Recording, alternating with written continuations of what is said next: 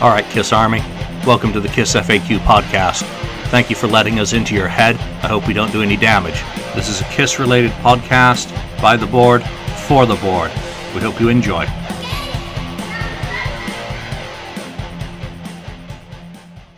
Welcome to episode 56 of the KissFAQ Podcast. I'm Julian Gill, the admin on the board, and one of your hosts. Joining me today is Ken, 69th Blizzard.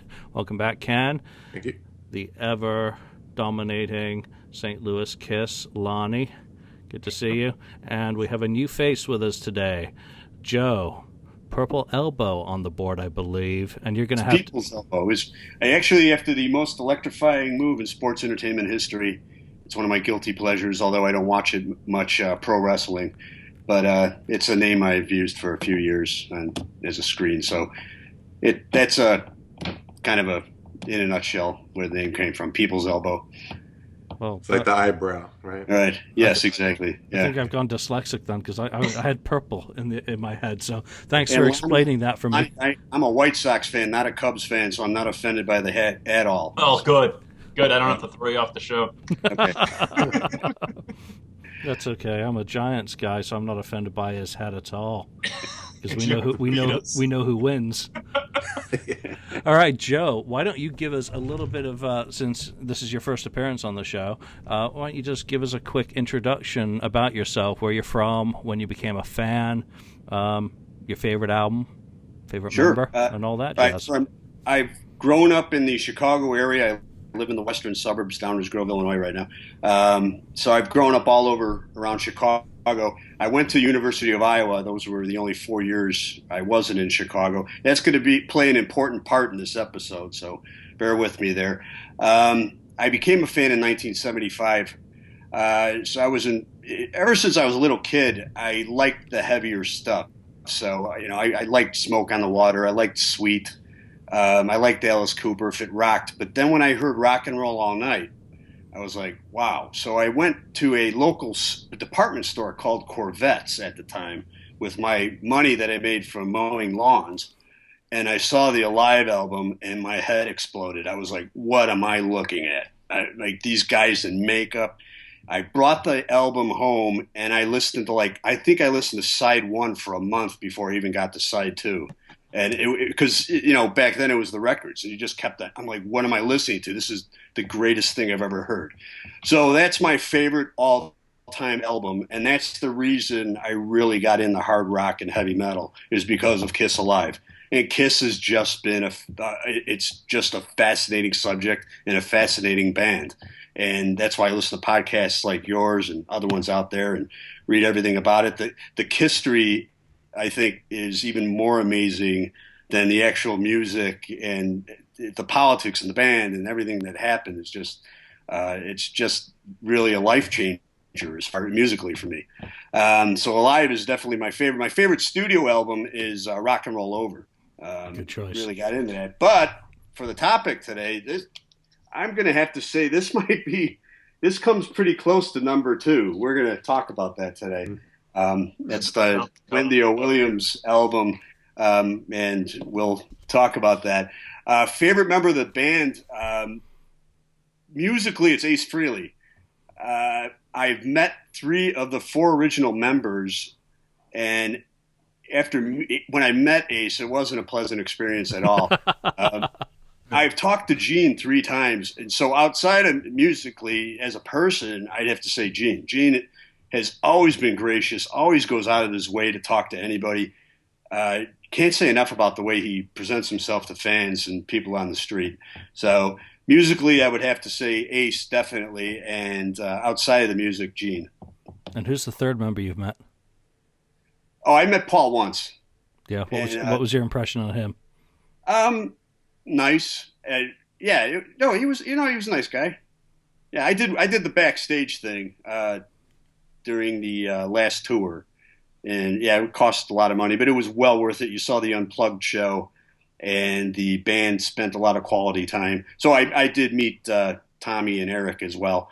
Eric Singer was great. I talked to him about Johnny Manziel at the time. He's a huge Cleveland Browns fan, so I brought up Johnny Football. He wouldn't stop talking to me, and they had to push him along to move the line. But I know a lot of people talk about the cost, but it was well worth the money to meet him in that scenario. And the Unplugged show was fantastic. Was that Pardon? Kiss Def Leppard show in Chicago? Yes, sir. Yeah. I was there too. Very nice. Yeah. Okay. Yeah. Were you at the backstage, the meet and greet? I was not meet and greet, but I was. Yeah. The Unplugged show was just as good. I mean, Parasite and 100,000 Years are my two favorite songs, and someone yelled out Parasite, and they just went into it.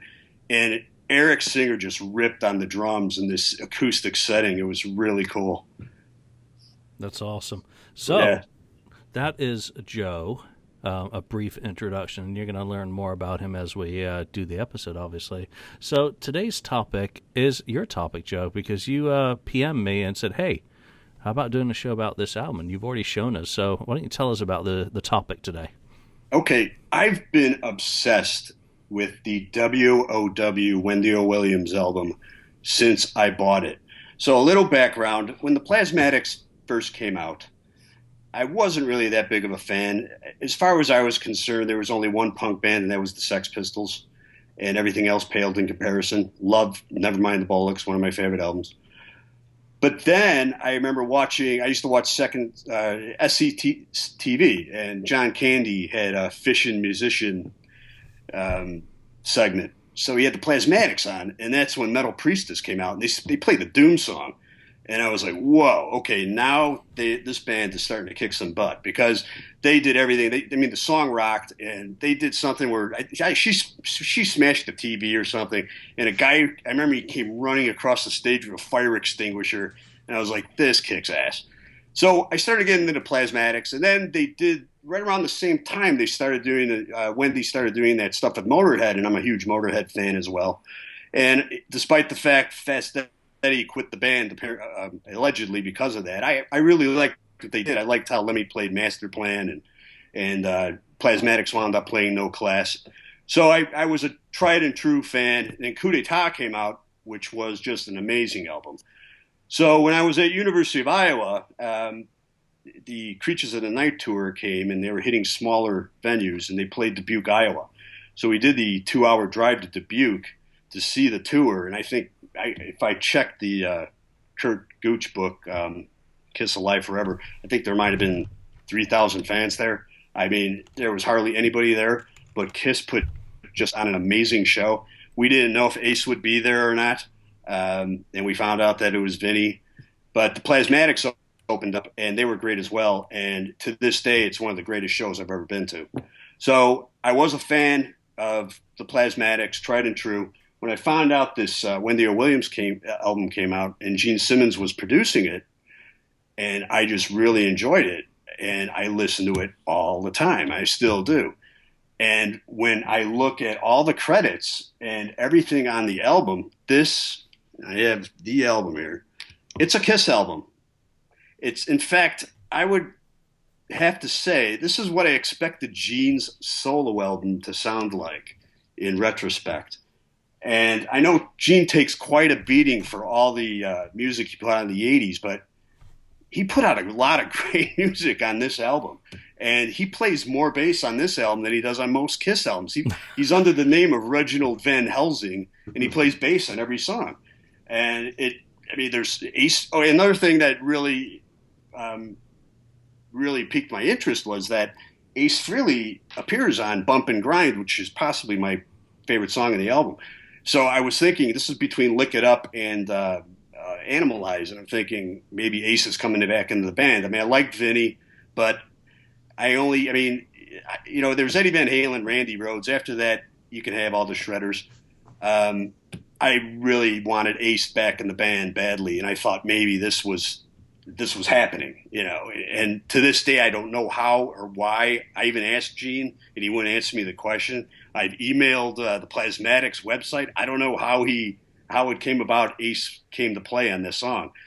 And it's a basic Ace Frehley solo, but it's great. So that's why I wanted to talk about this, because I think it's one of the greatest Kiss albums ever made, and it's not officially made by Kiss. That's a really cool intro to the topic. Lonnie, what do you recall about your first encounter with the late and I won't say great, but she was very unique, Wendy O. Williams, and also a tragic story that's attached with her. But when did you first run into this album? It was not. I mean, it was late in the game before I, when I was a kid, going out and buying Kiss album, going out and getting the back catalog is what was important to me, and getting audio cassettes of Love Gun and cassettes of Kiss's catalog. And I finally felt, I guess, by the time I got them all, like, well, I'm complete now. I have everything. It wasn't until really after the dawn of the internet, and I started doing more research on Kiss, and websites like the FAQ, websites like Kiss Otaku, Brandvold's old website, that I started to find out more things like that about, just things that I wasn't aware of. You know what I mean? And I went and I sought it out, and I found it at a used record store in town, and put it on. And I guess it was maybe, I don't know, it was 97, 98 before I, came across it.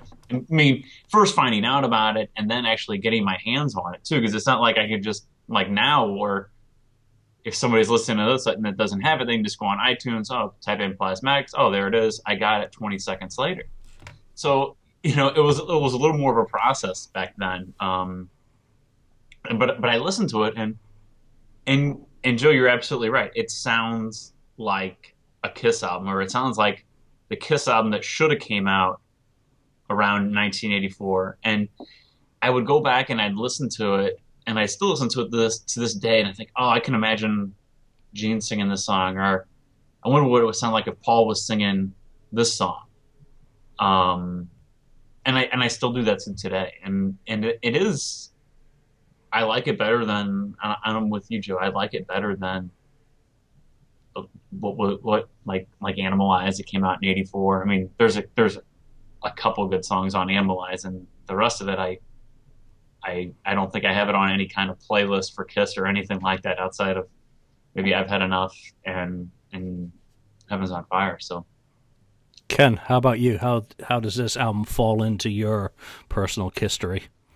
Well, the first thing I remember about Wendy O. Williams is I remember seeing her on, I believe it was Tom Snyder, late at night one time, and he had them on, and I remember her destroying a car, an automobile, on the show, and I thought, this is pretty darn crazy stuff, and I didn't think too much about it. I thought, well, that's wild, and his music was kind of wild, and I thought, well, it's all right, but I was going to go out and buy it, but then later, and I must have known about this album because anything produced by Gene Simmons or something related to Kiss, I was going to look for. And I did notice, I remember when that was coming out, it could have been in a Kerrang! I first read it about it, or something like that back then. And it's produced by Gene Simmons. Okay, I'm gonna buy it.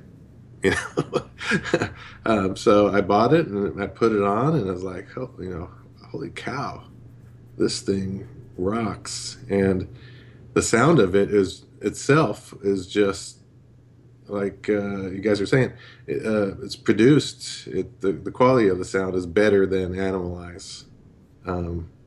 It's just what Animalize should have been produced like. I think Gene Simmons probably got some. He took some things from Michael James Jackson, I'm guessing, and applied them. Some things he may have learned at that time, and maybe even learned from Eddie Kramer or whoever. And applied those, and I think that's his best produced album that he has done. So that was my first introduction to it, and I remember I thought, this is a pretty darn good album, and it does sound a lot like Kiss too. Yeah, I think that's a really good thing. Kind of similar to me. I saw I think it was the single in a magazine. It was probably Kerrang! Or Raw, something, wherever I was living at the time, of Wendy, pretending fellatio on the It's My Life single cover, with the microphone. And I'm like, oh, okay. better check that out. I didn't know anything about the Plasmatics. But I gotta say, when I listened to it, it didn't do a thing for me. Her vocals totally turned me off. But it's only looking back years later that you kind of get that a lot of this material is recycled from a very interesting source that makes it interesting. And I got to give you one other story about this. When I got a whole bunch of demo tapes from the Asylum sessions, one of the tapes that had a rehearsal of Thrills in the Night being worked on actually taped over a copy of this album. So you get halfway through the album and it kicks into the Thrills in the Night rehearsal. So obviously someone in the Kiss camp didn't mind recycling Wendy O. Williams for just a rehearsal hall taping. So let's get into a little bit about this album. Obviously I've got a copy too. Mine does not have the sticker because it's a promo. Oh, look at you. I got to say, one of the things that you've already said is that this is probably one of the best sounding records. And when I consider how bad Wendy sounds to me personally, the rest of it is just crystal clear production. It's absolutely fantastic what Gene did, whether it was built on anything Michael James Jackson had done.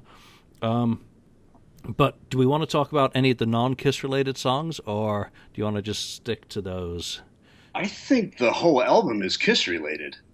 Because even if you look at the song, let's see, "Ready to Rock," so that's a song written by the Plasmatics guys, but it's Paul Stanley playing it. Basically, what reminded me of his guitar solo that he was doing at the time on the Creatures and Lick It Up tour, and it's him just banging around on the guitar, and it has that drum sound from Creatures of the Night, that loud, bombastic drums, and it's Wendy singing with it. And it's just Paul jamming. I find it hard to believe that those guys wrote the song. It just sounds like Paul jamming because it's just Paul playing guitar and the drums. And I don't know. I argue that this is a full-fledged Kiss album with Wendy O. Williams singing on it. I mean, "It's My Life" obviously is the demo that everybody listens to, and it sounds basically the same. It sounds a lot better with Gene, I have to say, singing.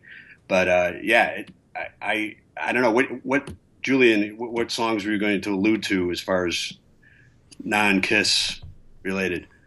Well, I love Sex and Rock and Roll. Opus in C. What is that? Opus in C major, or is that C minor? Oh yeah, in C. Yeah. Okay, that's a good song. I like that. It's a great song. That's one of my favorite songs. That actually, and I'm going to agree with you, Ken, is one of the outstanding tracks on that album for me, because there Wendy's voice actually works with the material. But go on about that song. Everyone loves go it. on about it. Yeah, go on about it. I mean, what grabs you? I don't know what grabs me. It's just a good song.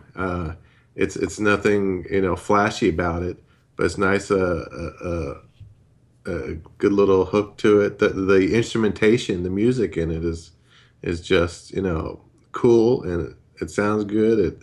It brings me into it, and I enjoy it. Maybe you guys have a better feel for it. But I just enjoy the darn song. It has that nice background piano to it that reminded me of Destroyer. That's right. In the background. But yeah, it's a really cool song. It's a slower paced song, but it's still heavy, and it still has that good heavy drum beat. And it's got Mitch Weissman on it. So yes, there's another Kiss connection. Who was one of Gene's partners and Paul's partners in crime around this period. So I mean, that's the last song on side 2. I'm going to also say that "Thief in the Night." Obviously, that was had not been done by Kiss by that time. I think that's a stunning version of the song. That's better. It's better than the Kiss version of the song, actually. Better version, yeah. Yeah, because when that came out on Crazy Nights, I was like, what are they doing? Because it is such...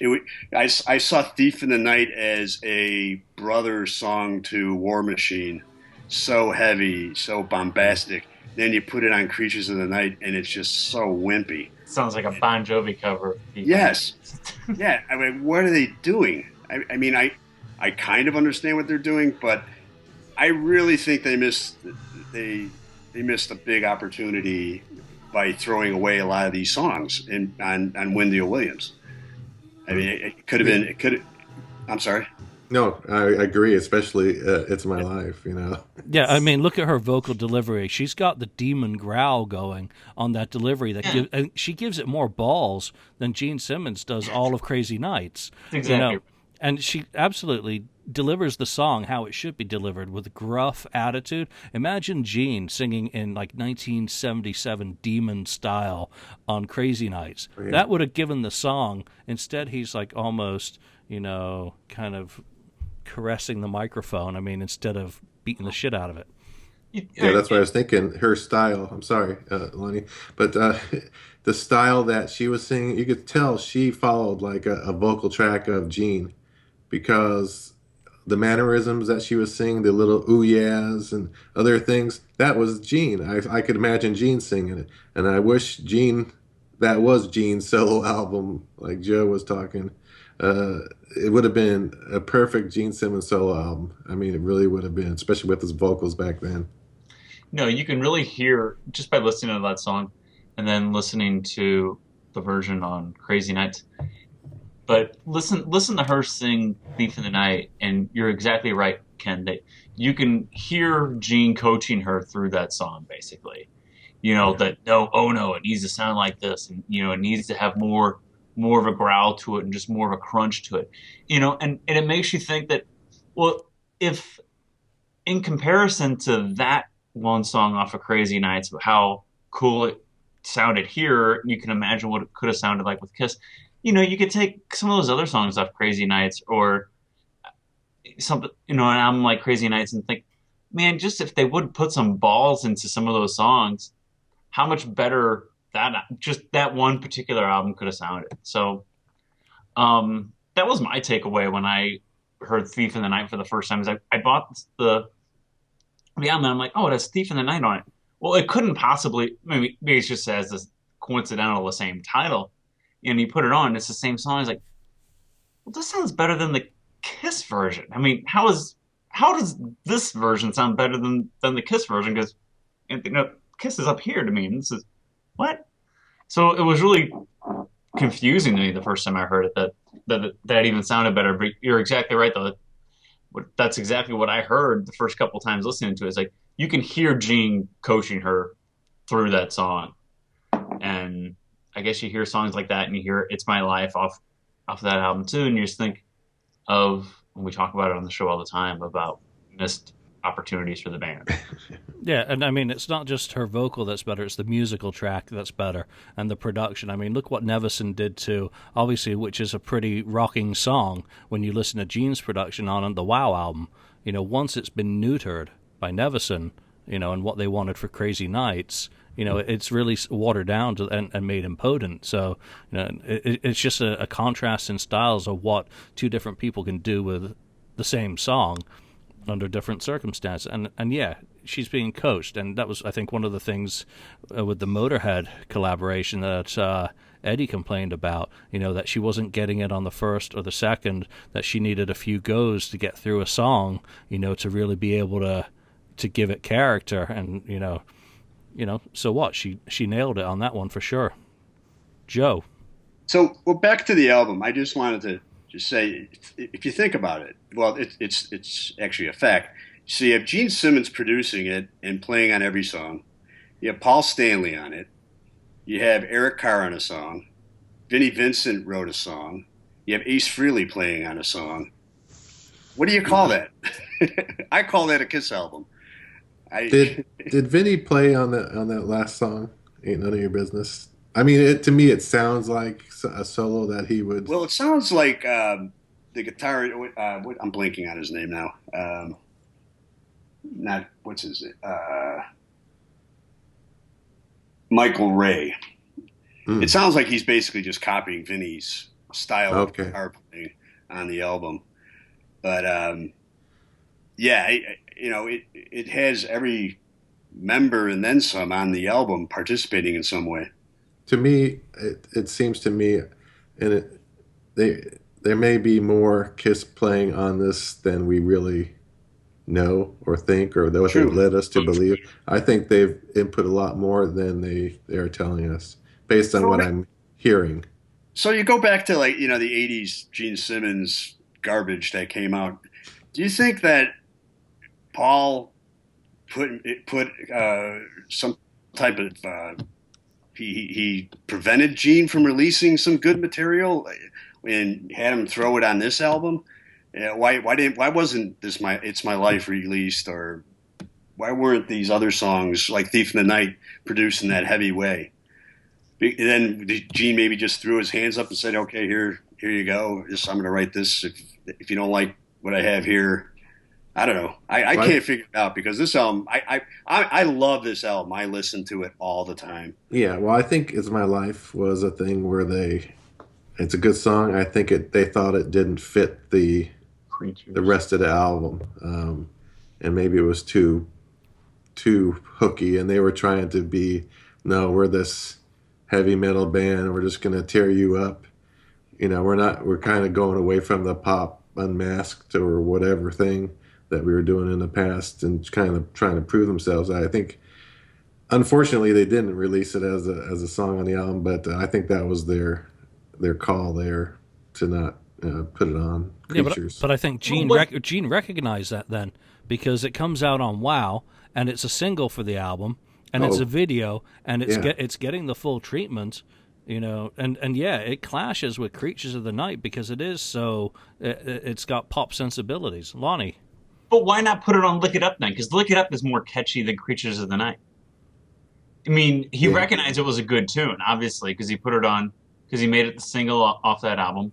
But Lick It Up is much more catchy than Creatures of the Night is. Creatures of the Night, yes, it is ballsy, it is heavy.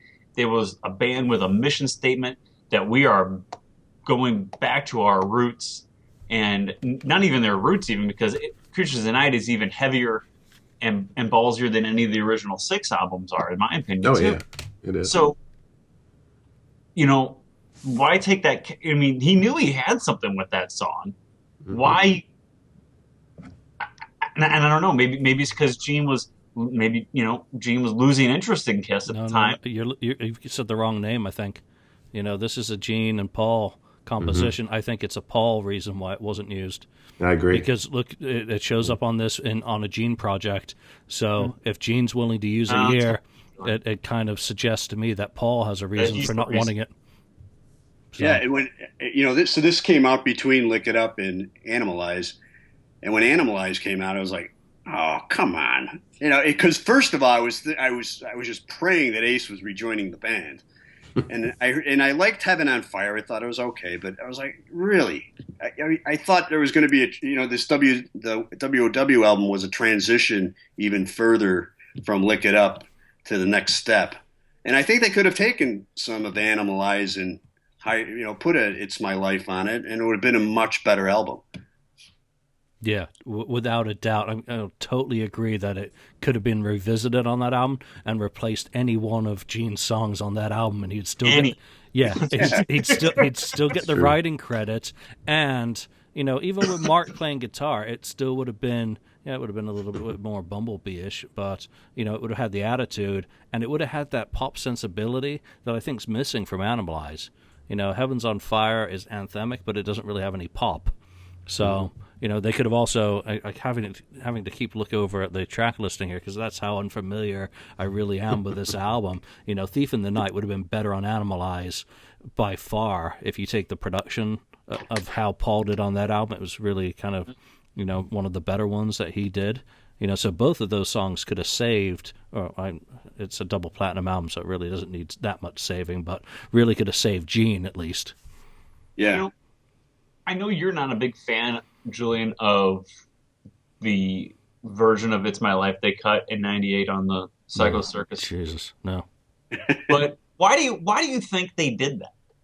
Why do you think they cut that song the way they did, and it's polished and it sounds good, like it was, it sounds really good. It sounds on the box set, it sounds like it was prepared for release, but they decided not to release it. Why do you think they decided to revisit that song at that point in time?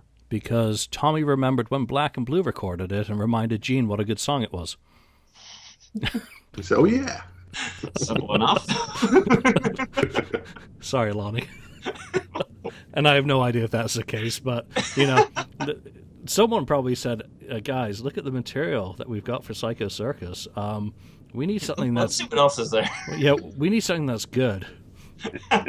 Remember, I mean, that song could have replaced a lot of other songs on Psycho Circus. it could have replaced any one of Paul's songs pretty much. That's on what Paul had an influence on that one too. So yeah, rather than like Pledge Allegiance or Raise Your Glasses, It's My Life. I mean, come on, Gene and Paul co-written song. Again, when you revisit Psycho Circus, what would have made more sense? That song. So it just made too much sense, and that's why it's not on there, right? Yeah, and it's not like everyone it's their song, and it's not like the Wendy O. Williams album sold 2 million copies and people would say, well, they already did this. Yeah. They could have released it and it would have been a Kiss song.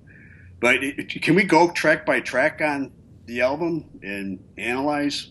Like you talk about I Love Sex and Rock and Roll. I know it's written by the Plasmatics members, but it sounds like Creatures of the Night to me right off the bat. That drums, and it sounds like a Gene Simmons song. It's My Life is a Kiss song. Priestess is interesting because it's written by the Plasmatics guys, but it does sound like some Kiss demos that I've heard in the past. I'm trying to think the one demo. I'm blanking on the name of the song. It has kind of that same feel. And then Thief in the Night, of course, was released later on Crazy Nights. That's a Gene Simmons song, and it just totally rocks here. Opus, great tune that we talked about. I like to go back to Ready to Rock. When I heard it, and I just reminded me of when Paul Stanley, during those couple tours, would diddle around with his guitar. And I thought it was so cool. I'm playing Priestess in the background here. I can't pick up where that comes from, but listening to the music, I think you're probably right. That just sounds so Kiss-like. Yeah, it's actually uncanny now. So it's either the guy Gene singing that. Yeah, Gene's like Joe said, he is all over this album. And then you get the bump and grind with Ace Frehley's solo, and that's the highlight for me. That's a good solo too. That's a classic. I mean, it's not outstanding, but it's Ace, and whatever Ace does, I like. So it's and it got my hopes up that he was rejoining the band. So that's one of the big questions I've always wanted to know is how did he just ask Ace to come in? Yeah, from what I understand, he simply called Ace and said, "Hey, Ace, I got a song. I'd really like you to do the solo on it." Ace was in the mood. But what was going on in '84? They were doing the final separation, so was there a little bit of leverage from, that kind of situation of Ace really exiting the band, the partnership, that he was able to do this. So, that's my understanding, simply that Gene asked, Ace acquiesced.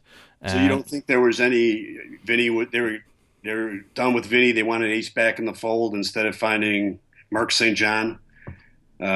That was something to lead to that? Not at that point. At that point, I think Ace is, the Comet's alive at that point. He's working with Richie. He's working with Anton, Arthur. He's got a band together. They're writing stuff. They're writing stuff like Animal, and all that classic early audio video.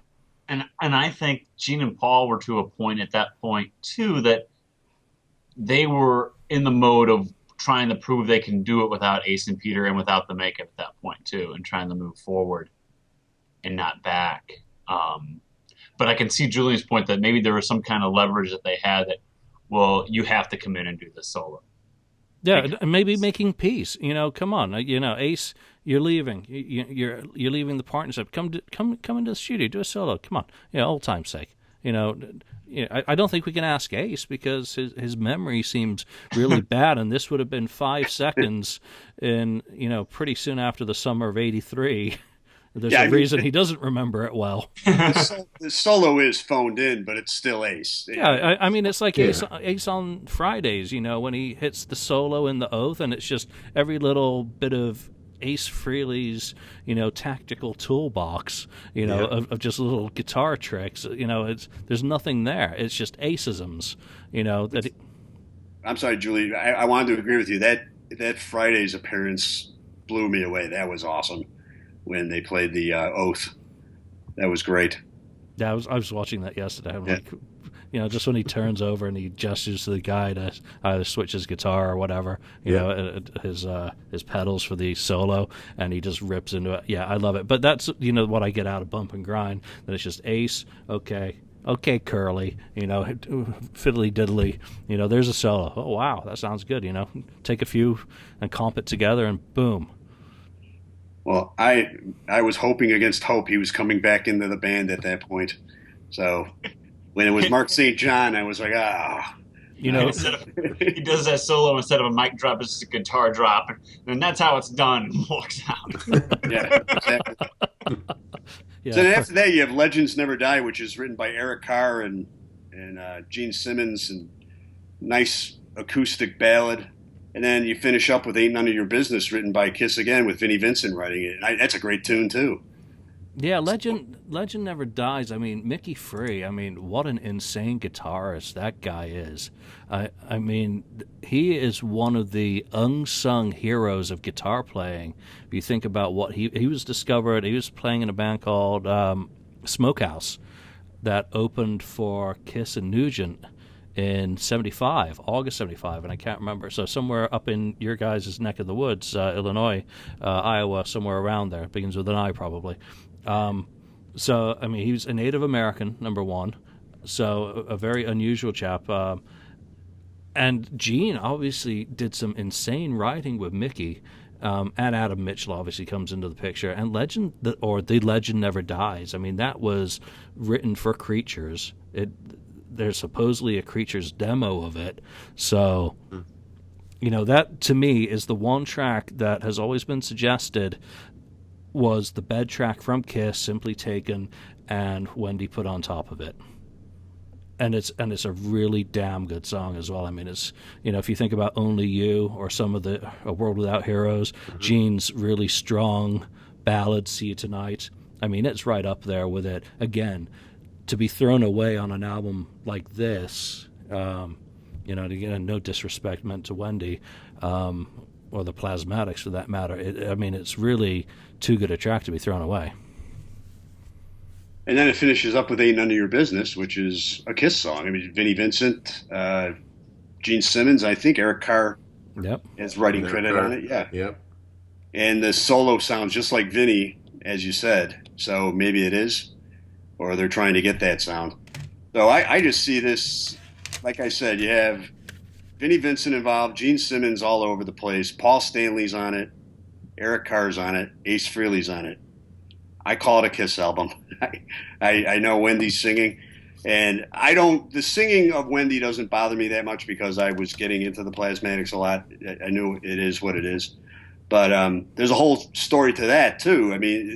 It's interesting how Kiss and the Plasmatics, I believe through that Creatures tour, then became kind of interwoven in some respects. I know Jean Beauvoir co-wrote songs on some albums in the 80s. I believe he was present when Paul Stanley wrote Tears Are Falling. And he played bass on Kiss albums. So. Yeah, exactly. Yeah.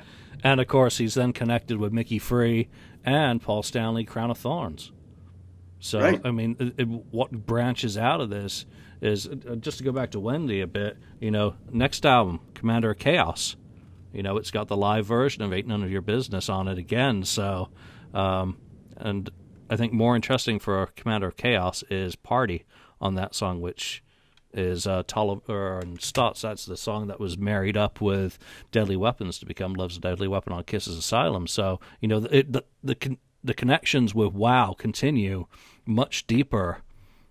Yeah, definitely.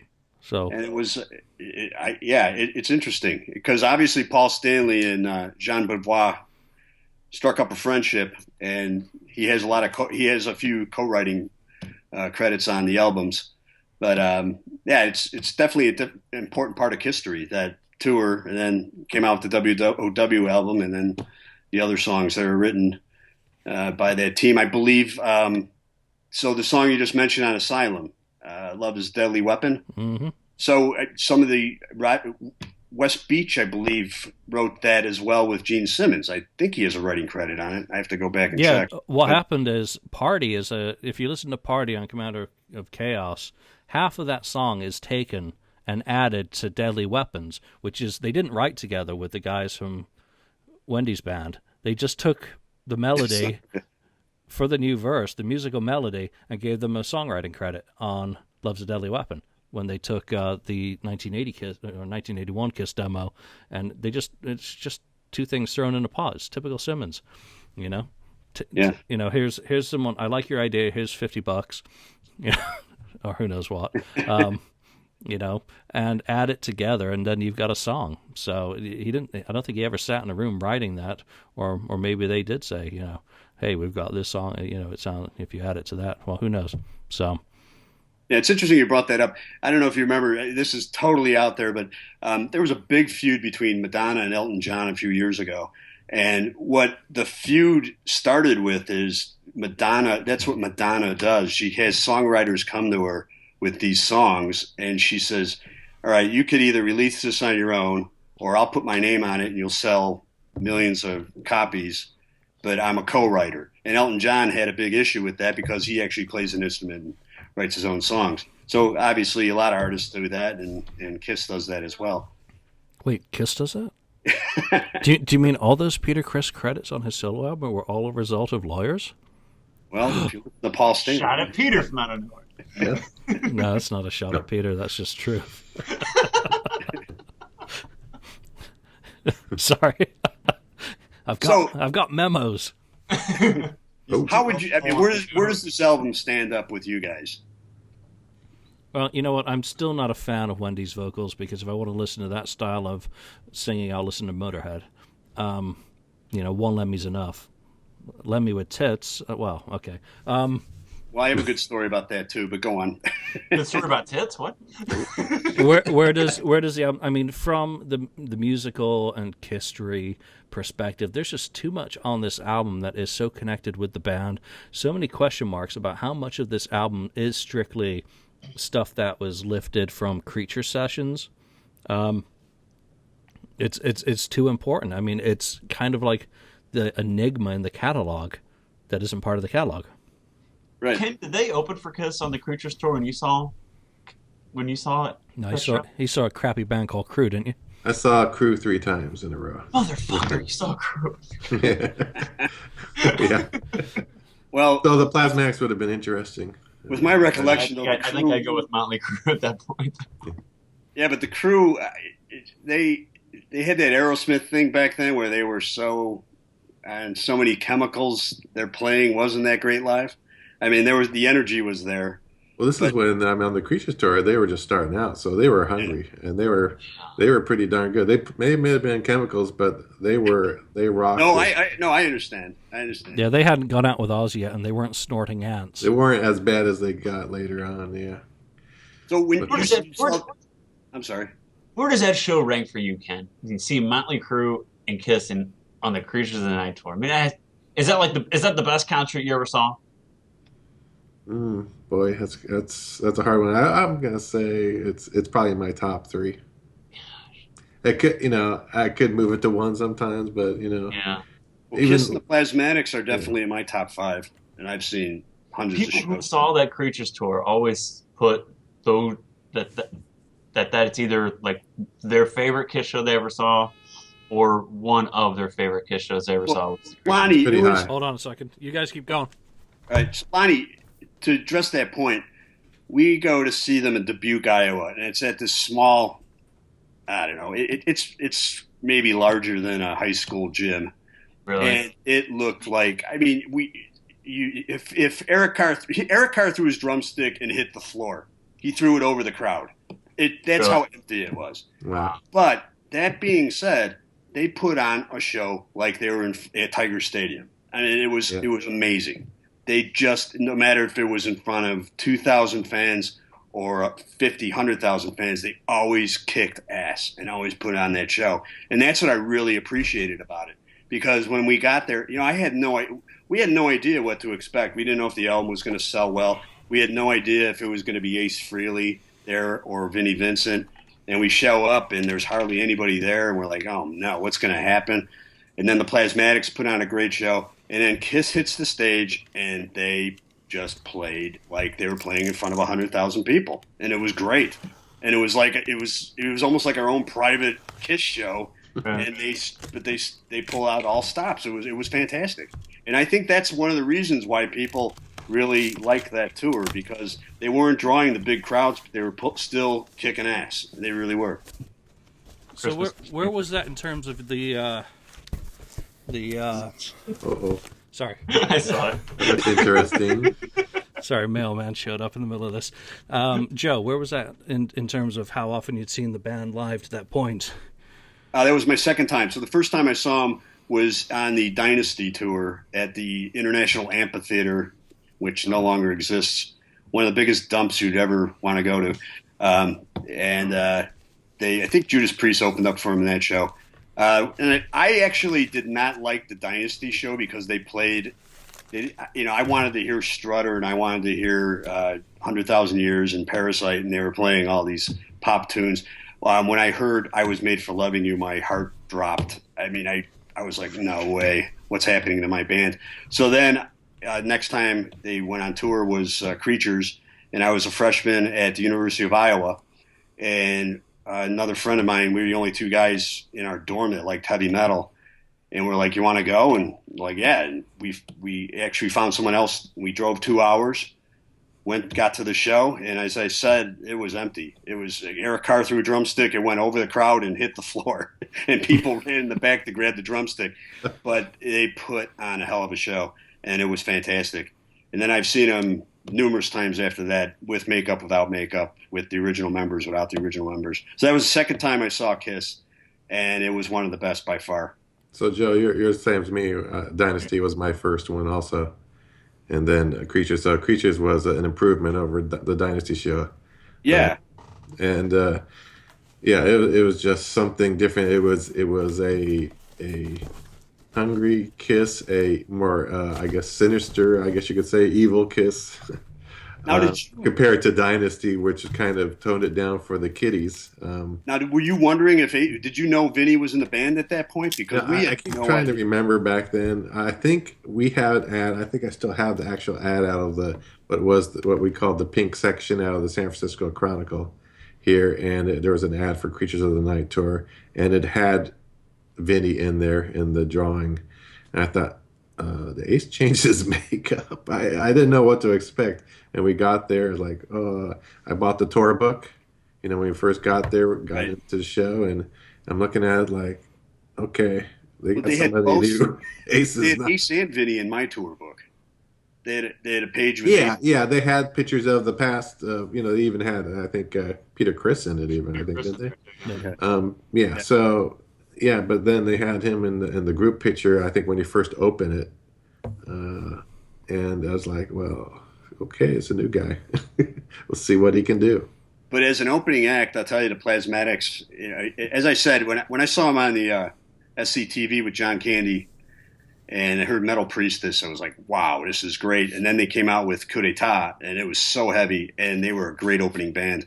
So that made a great show as well. And then just, they started this relationship, which started with this WW album, and then Paul writing with members and Gene writing with members, and but it was a great show, really great show. What was the Kiss crowd reaction to the Plasmatics on the Creatures tour?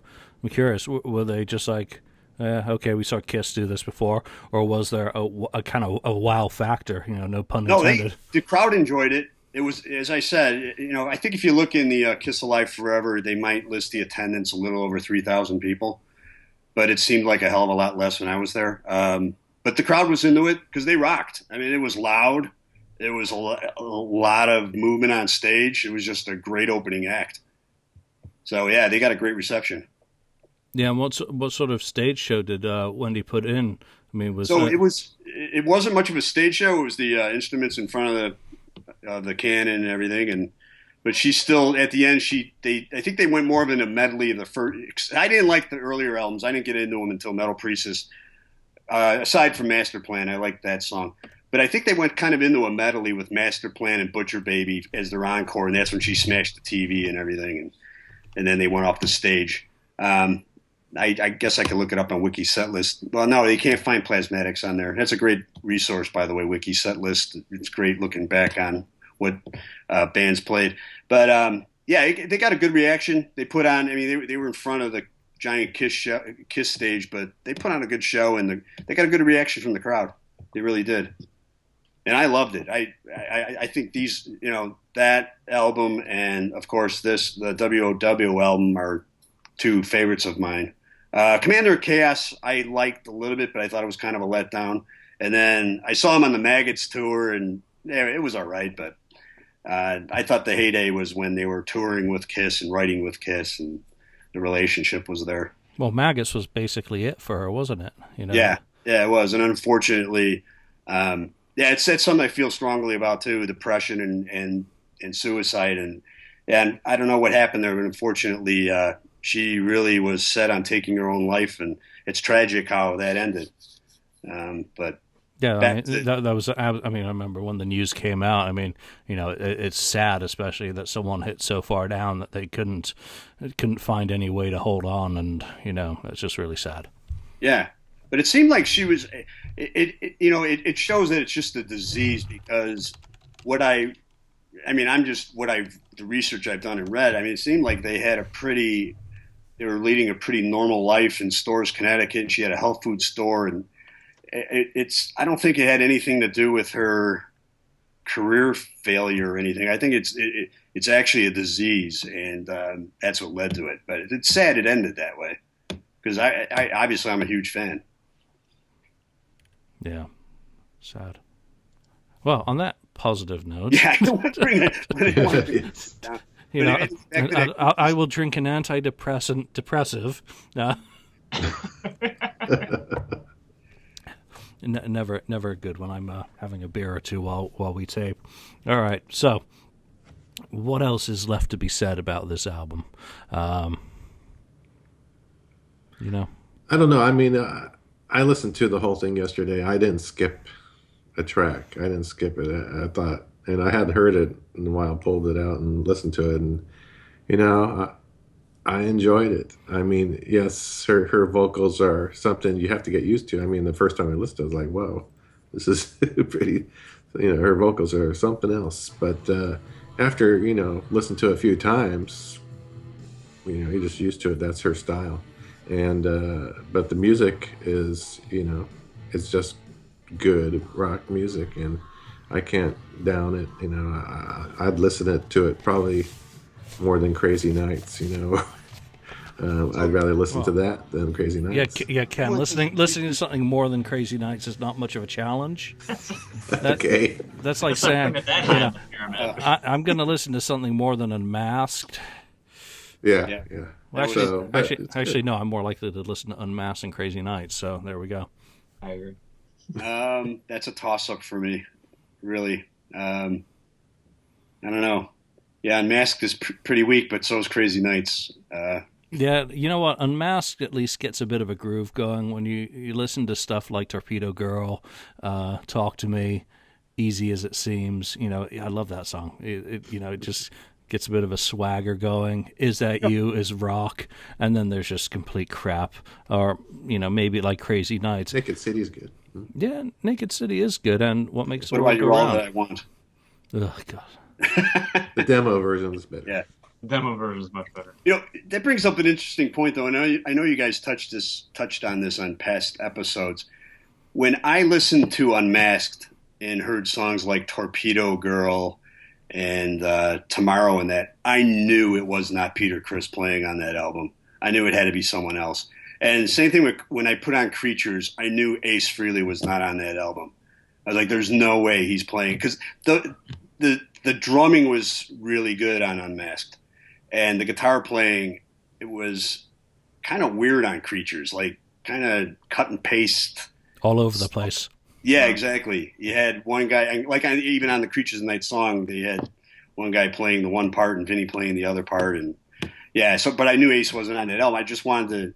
How did you guys feel about, like, when you heard Unmasked or Creatures? Did you realize that it wasn't Ace, it wasn't Peter? I was like, there's no way Peter can play a double bass like that. I didn't know the difference becoming a fan in 1985. Ignorance is bliss. before the internet came along and ruined all our dreams. Yeah. What about you, Ken? Though, because you went out and bought Creatures when it came out. Did you realize that it wasn't Ace? I knew it sounded different, but I took the cover for what it was telling me. Sure. It said Ace Frehley on guitar on the liner notes or whatever, and his face is on the cover. I said, well, yeah, it sounds a little different, but I took it as, well, this is Ace. I thought, Did you think it was weird that Ace didn't sing a song on Creatures after he had sung a few on Dynasty, had sung a few on Unmasked, and all of a sudden? No, because I think I've said this once before, is I thought he had kind of shot his wad for where he used up his like on his solo album. I mean, he hadn't had anything, and then all of a sudden the solo album, he had all those songs, and then he had a couple songs on Dynasty, and then more on Unmasked, right? And maybe and then another one, The Elder, right? Yeah, so The Elder. I thought, well, he was probably stretching for exactly. There you go. I can't wait for the book later. This So year. I remember. What book? And so yeah, I thought he just didn't have any input as far as music. So between The Elder and Creatures, Kiss, I mean, obviously Kiss hit rock bottom. And Paul Stanley was giving interviews to like these fanzines I would subscribe to. I subscribed to a fanzine called Kick-Ass Monthly, and a guy's name was Bob Muldowney. And it was just, he just typed it on a typewriter and stapled it together. And I would send him concert reviews from Chicago, and he put it in there. And Paul Stanley actually gave him an interview because he was desperate to get that hardcore metal fan back. And I remember him in there saying that, Ace is definitely part of the band. This new album's going to rock. So he kind of gave the impression Ace would be on the album. I know he'd be on the album cover. He said that Rocket Ride would be part of the set list of the Creatures tour, and none of that happened, obviously. And that's a crime against humanity, Rocket Ride never being performed by Kiss. Exactly. Yeah. By the way, I was at that Aragon Ballroom show where they opened up for YNT, and they always mention that they did the Live Plus One. Great show, and I would say 75% of the crowd, including myself, left when YNT hit the stage. Everyone was there to see Ace Frehley. He had a pretty good crowd at the Aragon Ballroom, but it was a really good show. Yeah, I wouldn't have stayed for YNT. Yeah. Well, some of their older stuff was okay, but by that point, it was when they were the first album was all right, but the first YNT album when they transitioned from Yesterday and Today to YNT. Yeah, for me, they were always one of those like wannabe '70s bands that never quite made it, like Quiet Riot. Except they never had that big hit that took them, over the finish line. So they were just the perpetual advertisement for never giving up. Always, they're like the American Anvil. And I'm going to get killed for saying that. Anvil's much better.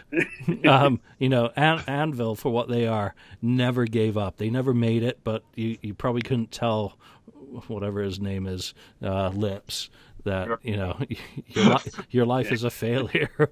But, there they are. They're still trying. The same for YNT. I mean, they had some good songs. There's a few good. We hear it on The Bone in San Francisco quite a bit. Gets YNT play just because it's a Bay Area band, and they still do throw a bone out there to the local bands every now and then.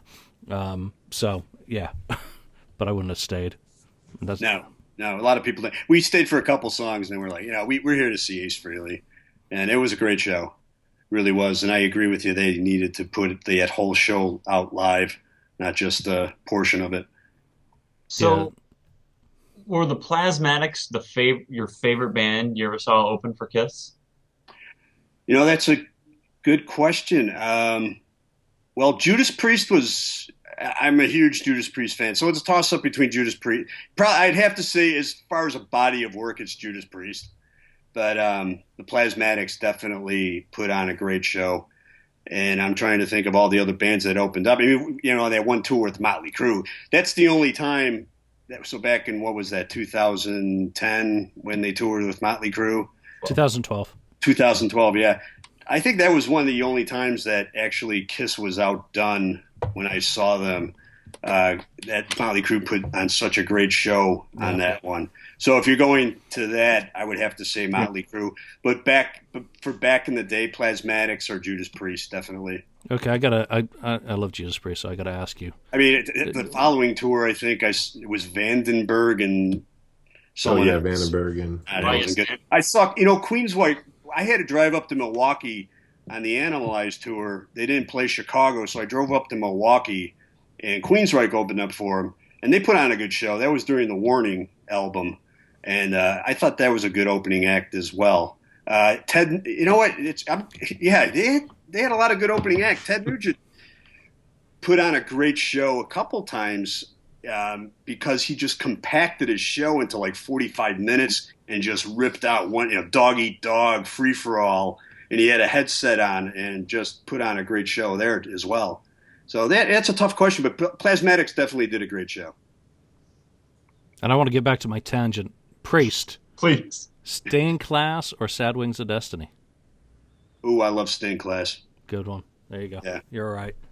Yeah, I love it. I listen to it all the time. You can come back on the show again. Okay. Okay, you passed. Yeah. No, there's a couple of bands that Kiss opened for. That opened for Kiss. And, Priest opening in 79, that everything that comes before then is, to me, the better Priest than everything that came after. I'm one of those guys who, for me, British Steel is the end rather than the beginning. I mean, obviously, they broke big in the States with Screaming for Vengeance. The same goes for another opening act, AC/DC. Everything that came before when they opened, for Kiss. So, they opened 78 or 77, so Power Age is my all-time favorite AC/DC album. I'll take that over Highway to Hell or Back in Black any day of the week. Kiss has been fortunate. They've had some really, really good opening acts. I won't consider Motley Crue an opening act in 2012. My feeling then was Motley totally blew them off the stage with their show, and maybe it was because I hadn't seen Motley in a couple of years at that point. I've seen them quite a bit. That when they came out, it was the same Kiss shit over and over.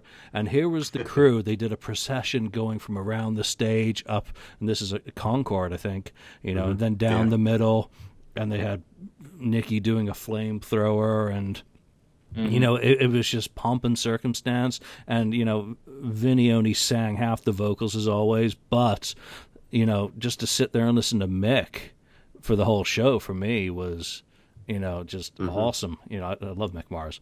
So, yeah. Motley's been one of the best opening acts. I obviously never got to see them in 83. 83.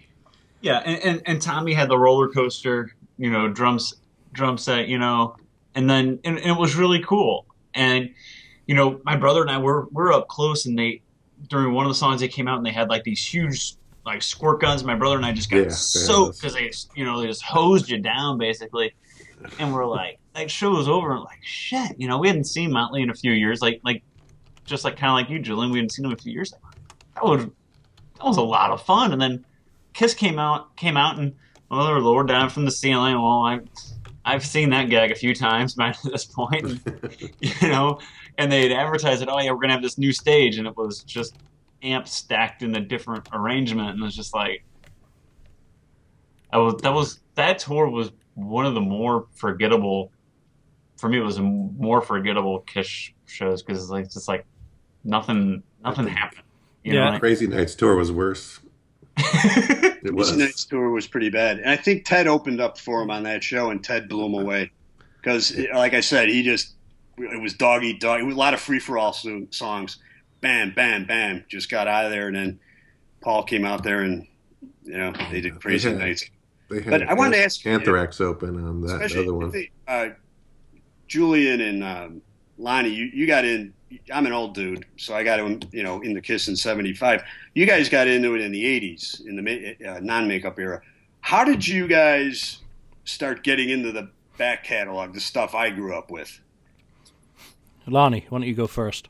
For me, the first album I ever had was Animalize when I was pretty young because my older brother was into them, and he had Creatures and he had Destroyer.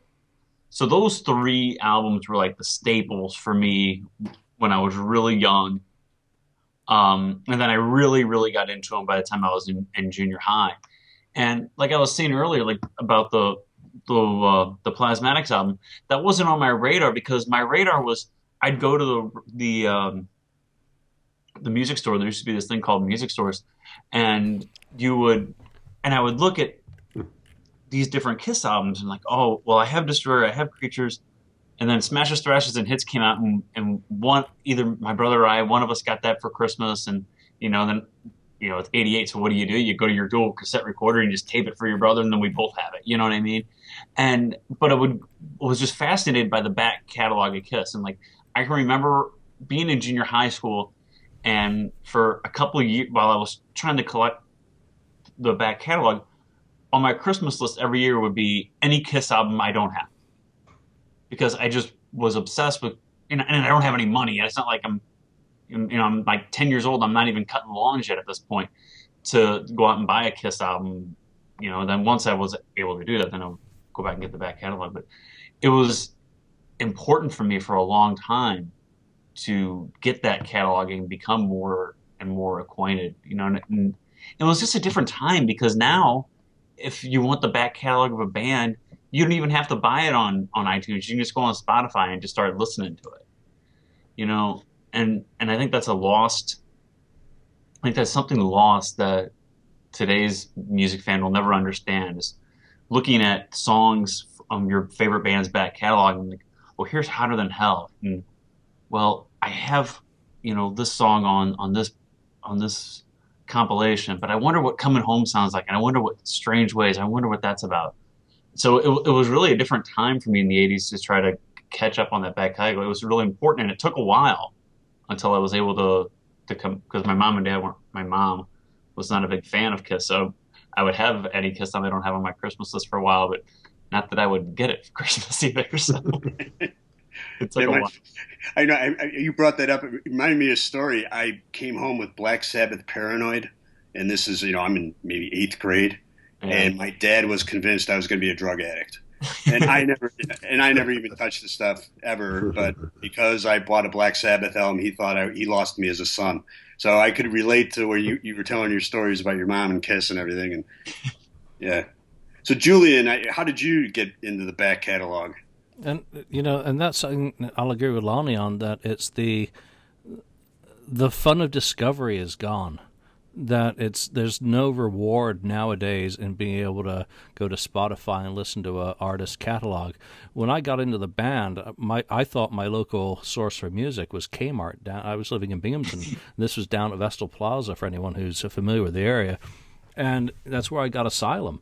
And when I started getting magazines, that usually I think they were my sister's, and seeing other albums mentioned by the band, I got interested in kind of keeping a notebook of, here are the releases and figuring out when they were from. And it got me to discover that there were actually record stores, because Kmart was not a record store. It was a general purpose everything there.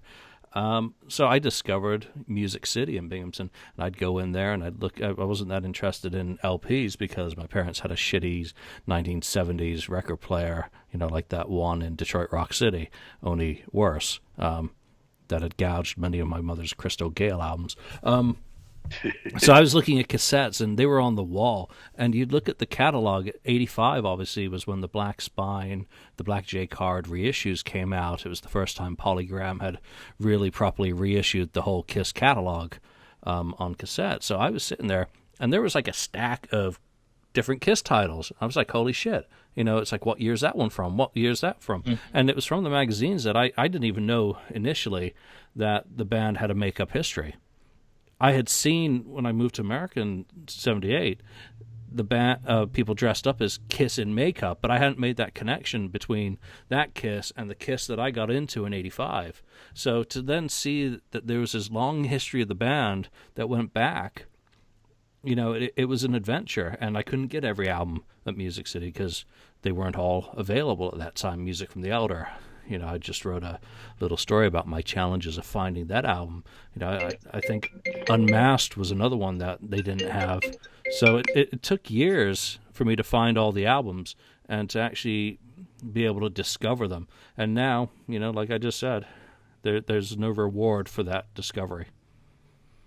No, there's no wait and anticipation for what something might sound like or what something is. And it's the instant gratification society that we live in today that, oh, I'm interested in a band where I can go click here and I can listen to anything I want. And if I don't like it, well, I can just skip to the next track. Yeah, it's totally all devalued now, the information, where I'd have to wait. And, I think we did the magazines episode, and I held up that Kiss on Tour magazine that, went year by year of the band on tour with just a general set list. But it was discovering what the albums were through magazines from seeing different pictures of the band, usually used in a completely incorrect context in Circus or Hit Parade or some of the Kerangs that would occasionally show up, that you wouldn't be able to go to the Kiss FAQ and have it all presented to you, or to Wiki, or to a group on Facebook, like Kiss My Wax. You go there and you find everything about every album, or you just ask a question, what's this album? And suddenly 80 people are responding to you, telling you everything. There was none of that. There was the interactive. You actually had to make an effort. I remember going to the library to actually look up Kiss on the microfiche. So. Well, and you had to take a chance too. Like, well, I have this greatest hits album, so I have a couple songs off here, but is the rest of the album any good or not? Well, I don't know. Well, I'm going to take a chance this week with the money that I have, and we'll see. Yeah. So, and a lot of times that's what it was. Like, well, my greatest hits album only has, on this particular album, like Hotter Than Hell, I only have like one or two songs off here off the greatest hits albums that I have, so I'll take a chance and I'll get some new songs. There's more new songs on here for me personally than maybe that's on the original album, because I have a lot of these off of Double Platinum and Smashes, Thrashes, and Hits. So Ken, it was a discovery like that. I want to ask you that period. So now back to the period when they did the WOW album, Gene Simmons. How do you feel about that period? I think out of all the history, that fascinates me the most, because that's when the band really hit rock bottom and then started moving back up. They did Creatures, they took off the makeup, then they started selling more and more albums. What do you think of that period? I still am fascinated by the period, and maybe that's why I like the Wendy O. Williams album so much, because it's part of that period where they hit bottom and then they started going up in popularity somewhat. Like my band was back. Yeah, when Creatures came out, I was like, oh, they did it. They finally did it, and I knew they were on the right track with that album, because I know they lost a lot of fans with the last few before that, and then so that period was cool. I mean, I remember getting a lot of Creature stuff at that time. I got a lot of import albums for Creatures, or import stuff like the Double Groove and all that kind of stuff, and then when they did Lick It Up, I was like, okay, here they're still going, but they took off the makeup. I thought, oh, shoot, what's going to happen now? Is they going to really drop off again, or what's it was unknown territory. So when they got a hit with Lick It Up, and the music was great off of Lick It Up, they were on the right track still. They're still gaining momentum and gaining new fans. And then with the Wendy O. Williams album, I thought, oh, this is just, everything is just, this is all good music. They're still heading in the right direction. And then, and then it got to, so I was, I was always into Kiss. There's no doubt, for me at least. I never jumped ship. When that's things, a relief, Ken. You've been on this show so many times. We wouldn't want someone who'd gone AWOL. Yeah, I never went AWOL. Let me tell you something. I've gotten into fistfights because I was a Kiss fan. I had a girl dump me because I went to go see Kiss, because that's how unpopular they were. So about a year ago, I went to dinner with a real good friend I've known since grammar school, and he was a huge Zeppelin fan. And we used to have these, believe me, I love Zeppelin too. But, Kiss versus Zeppelin, Ace versus Jimmy Page, And I sat there and we started laughing about it. And I said, as a body of work, I like Led Zeppelin better. They have better music. But that one album, that Kiss Alive album, was so good and made such an impact on me. It's like a drug. You keep on wanting to get that feeling back. And I think that's why I always anticipated that next Kiss album, and I always will. And, of course, they put on the great show all the time. But that feeling I get from listening to Alive, which is, in my opinion, the greatest album ever recorded, you just want to regain that joy. And that's why I'm so obsessed with Kiss. And I have to say that they're my favorite band. It's weird. They're my favorite band, but there's a lot of other bands whose body of work is much better in my estimation. Like if I had to listen to Kiss songs all day or Black Sabbath songs all day, I'd choose Black Sabbath. But if I had to pick one album to listen to, before I died, it would be Kiss Alive. Oh, hell yeah. Agree with you on that. Yeah. I mean, like my mom always told me, to each their own. And I mean, I was not a real big listener. I like a lot of their music, but I enjoy the music of Kiss much more than I enjoy Led Zeppelin, or else I'd be listening to Led Zeppelin all the time. It's just me, everyone's different. So, but yeah, I don't know. I know the Led Zeppelin and Kiss thing was a big deal back then. Oh, it was a big deal. And then, back and forth on that. You had your fans. Chicago, they either hated or loved the other band. And then that. You had the whole disco versus rock thing, and we had the Disco Demolition, which I was at Comiskey Park, which was one of the craziest things I ever went to. But then my favorite band releases a disco album or disco song, and I'm like, oh no, what's going on here? What's happening to my band? But yeah. But here's something else to consider. I mean, we've talked about Wow and that material being like a Lost Kiss album. This was Gene's kind of modus operandi at the time. I mean, he produced Keel, and he pulled the same trick, didn't he? If you look at the Right to Rock album, it's got, Keep Your Tail Between Your Legs, that what so-called Asylum demo. It's got Easier Said Than Done, which was, another written around Animalize, and So Many Girls, So Little Time. So, I mean, he was throwing all these songs that were getting disregarded by Kiss or not used by Kiss, but you add all of that material up, and it's better than his contributions. So, I mean... Yeah. It should have been on Kiss albums. Pretty for at the time, too. Was Paul putting the kibosh on his contributions, so then Gene decided to just phone it in, or... Well, don't forget, Gene's also acting at the time. So Gene is number one. If you want to call it that. Well, okay, he's appearing in front of the camera in a paid capacity. So he's doing outside production, and he's giving songs to bands. He is not appearing on Kiss albums so that people like Jean Beauvoir can go and, do the bass for Gene or for Paul. So it's a pretty sticky situation. Well, like you said, Paul maybe was putting the kibosh on it because this reminds me of something when I was in junior college, and just to make a point, I had a poetry class, and the poetry teacher wanted to pick one of my written, poems or lyrics that I was writing. And they took it and had me read it in front of the class. And I knew it wasn't that good of one, but he just ripped it apart. He purposely chose my worst poem and put it in front of the class and just ripped it apart. And it was just a horrible thing that this teacher did.